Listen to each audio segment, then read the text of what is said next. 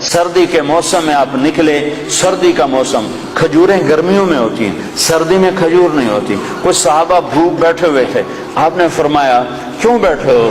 کہا جی بھوک لگی ہے۔ آپ نے فرمایا مجھے بھی بھوک لگی ہے۔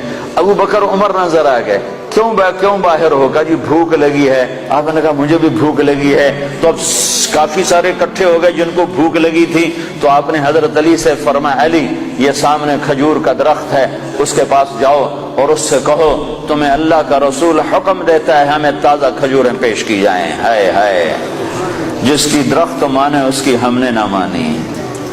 تو حضرت علی گئے، حضرت علی نے آگے یہ نہیں کہا یا رسول اللہ اب تو سردی کا موسم ہے، اب کہاں سے؟ اگر حضرت علی یہ کہتے تو اگلی برکتوں کا دروازہ بند ہو جاتا۔ ایک دفعہ دیگ چڑھی ہوئی تھی، دیگ تو آپ کو یہ بکرے کی دستی بڑی پسند تھی، بکرے کا اگلا بازو بڑا پسند تھا، تو آپ نے باورچی سے کہا مجھے وہ دستی پکڑاؤ، تو اس نے ڈوئی سے ایسے دستی نکال کر پوری آپ کو نکال کر دی۔